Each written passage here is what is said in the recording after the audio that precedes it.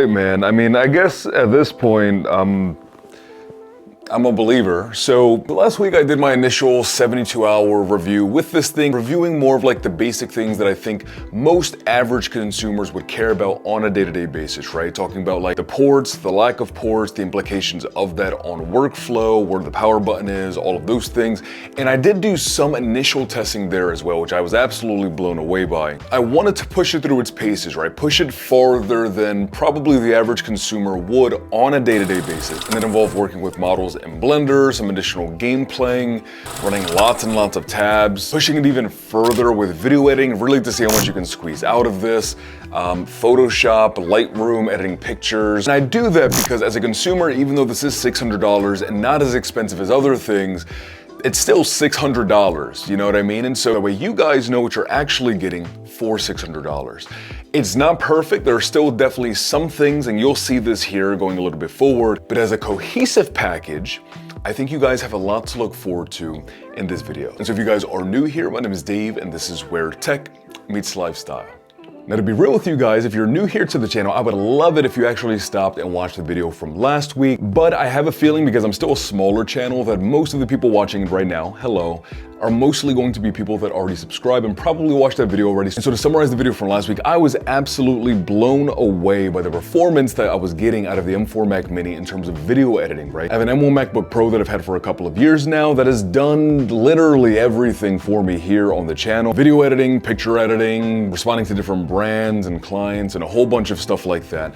And I love my M1 MacBook Pro a ton, and I love it because it's portable, I can close it, I can bring it with me, and I can bring it back here to my desk and set it up as my primary desktop. But that M1 MacBook Pro also cost me like $2,400. The $600 M1 Mac Mini just kind of beat it. And I ran the test multiple times to make sure that I wasn't messing anything up, but no, it just flat out toasted it. Now, if I remember correctly, it was maybe like a minute and a half difference, which like in real world usage is not a long time. But again, this costs like a third of the price. And I've even pushed it farther over the course of this week, really just to see, and really for me, placing like LUTs, different effects, doing like voice isolation, different transition effects, you name it, I threw it at the M4 Mac Mini, and it just kind of sucked it all up. Kind of like Kirby. I also opened up Photoshop and Lightroom and also worked on utilizing some of the AI stuff, as well as editing pictures from previous thumbnails, pictures from me and Maria's engagement photos, and basically batched and exported a whole bunch of them all at the same time.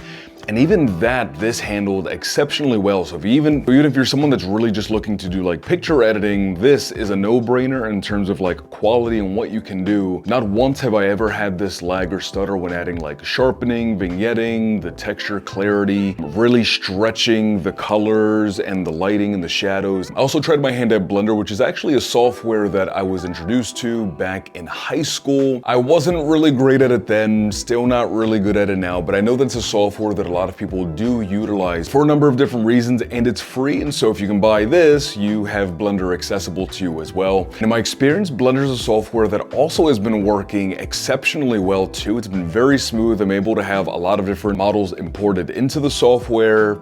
And in my experience, so far at least, this has not skipped a beat. I'm able to transform things, move the meshes and the polygons around, and this thing continues to be whisper quiet, super cool, and not skip a beat. As for gaming, last week I showed you guys League of Legends. The FPS on that I was getting around like 180 and up.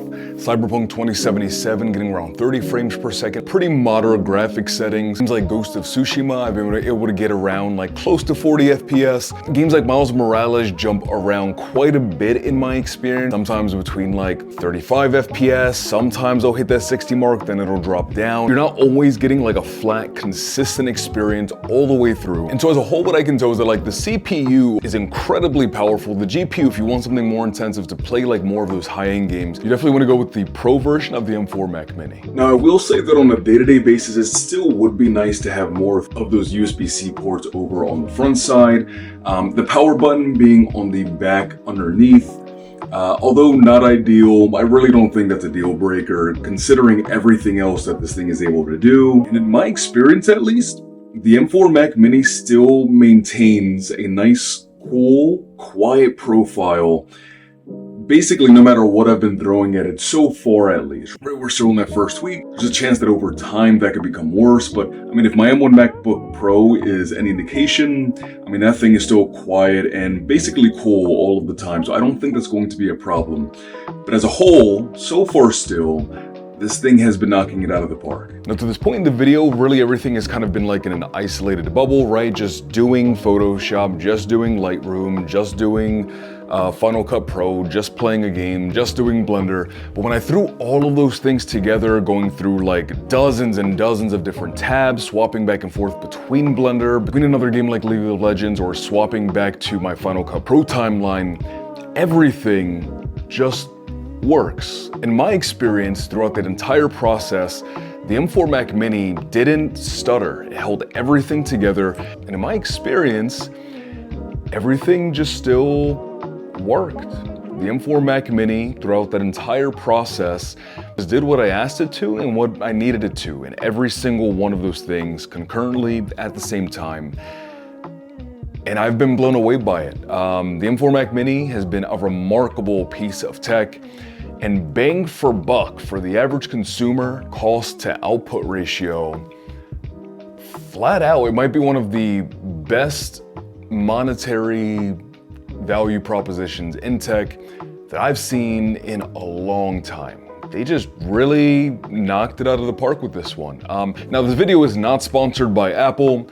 Apple doesn't even know who I am. I am like 99.9% positive of that. If they know who I am, I'm probably blacklisted because most of my channel is predicated on like Android and Galaxy stuff, because I genuinely enjoy those things on average more than the Apple side of things, even though I love my MacBook Pro. Again, I have my iPhone 15 Pro Max here, which is a good device, but on average, I just prefer that side of things. But for the money, if you are looking for one to pick up for yourself or as a gift for someone else, this thing is amazing. If you guys have any questions, please let me know in the comment section down below. Thank you so much again for stopping by and hanging out. I wish you a fantastic remainder of your day, afternoon, or night, depending on the time it is you're watching this. And as always, peace, love, adios, bye guys, and have a great day.